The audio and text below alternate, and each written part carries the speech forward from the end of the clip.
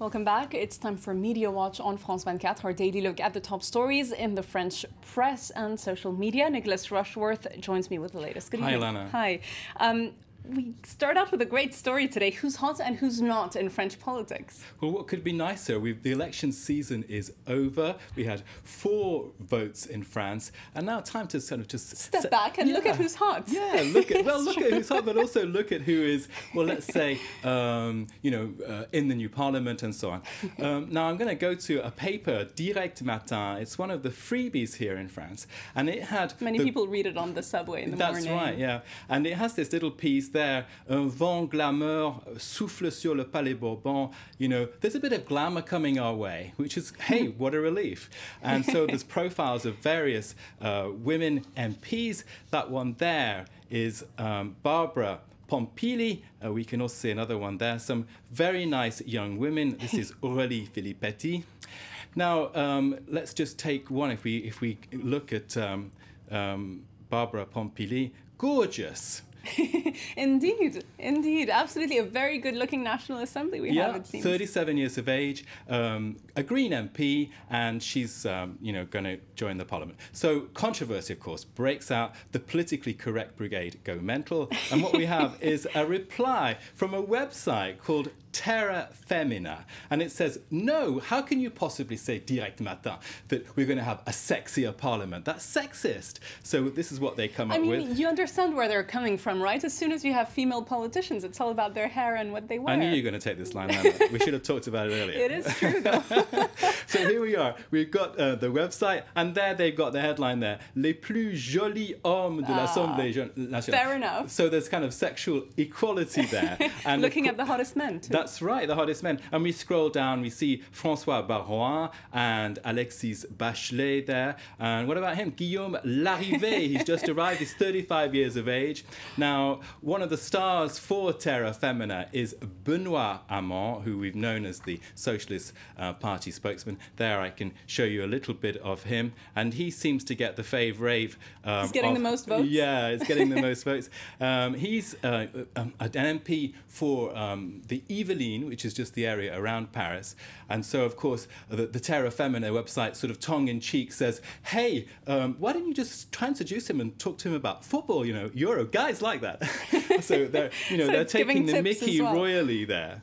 So, but, lots of fun, but also a little bit of a debate going on there. All right. And another website actually joined in that fun. Well, again, this is Le Lab. It's the European website, and it's also drawing a list. Yeah, it has. It has it replies directly to Direct Matin. It has its top 5 Senator Canon, which is the sexiest senators. And here we can see there Philippe Dallier. I mean, he looks like he's been made by an infographic, and a graphic artist. We can take a closer look at him, and he's just 50 years of age, and a reminder that, well, my reaction was, hey, well, French people are very good looking, it's quite normal, but we can look forward to perhaps some. And it looks like it's a representative parliament that we've got then. Yes, that's true. We've certainly got plenty of very nice young women who are taking the centre stage now in French politics, and why not?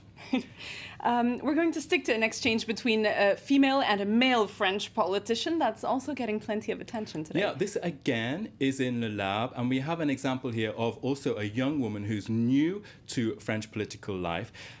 She is actually living in London at the moment. She's called Axelle Lemaire, and she won the seat for the Baltic states, Scandinavia, and for the UK. And she, an extraordinary thing happened. This is getting a lot of buzz in the French media. She was on telly, on the Canal Plus show, being asking about the election, and what happened was that she actually got a phone call from François Hollande in the middle of the show. So what happened was that she said she was asked by François Hollande directly, do you want to be minister for French people abroad? And so, of course, it wasn't live because they were actually cutting to a report in the show at the time. So how glamorous is that? I think she's showing off a little bit. She was on TV when he called her and asked her to be a Secretary of State. You reckon it was all rigged, huh? So what we've got here is, well, again, a nice story in which a young politician comes centre stage and is basically saying, well, I was 37, I'm a young mum, I'm going to stay in London, I'm not going to take the job. So she told France François Hollande on that night that she was not going to do it. Of course, there's been a mini reshuffle over the last... But she's going to dine out on that story for years. I think it's a great story to tell. We've covered some of the beauties. Now we're taking a look at some of the uglier sides of life, although it has a silver lining, the story you're about to tell us. An older woman in the United States, a grandmother, in fact, was bullied. The video went viral online. This is right. What we can see, this is actually on slate.fr, and the story is actually based in America. It's a woman in her retirement age, Karen Klein. There's a video on YouTube now which is being viewed by almost 4 million people, and it shows really horrible abuse by the young students who take her to work. And basically what's happened is that went viral. There was a campaign in the American press, and the French press seemed to like this story. And what happened was there was a whip round for this elderly person to say, it's time for you to go on vacation. And so that whip round actually resulted, if we look at the slate.fr website, in $440,000. So, of course, the abuse came down to, oh, maybe I can't say this, but you're a fat ass, or you're a troll. Sort of not very nice, very ugly. But on the bright side, there was this huge movement of solidarity, though. Close to $500,000 that were donated An for emotional reaction, you know. So, Lana, go ahead. Insult me all you like. All right, thanks very much for that, Nicholas Rushworth. I'll keep that for, off the air. Thanks very much. That was Media Watch on France 24. Up next, after the quick break, is web news, and we'll take a look at what's got people buzzing and clicking in cyberspace. Stay with us.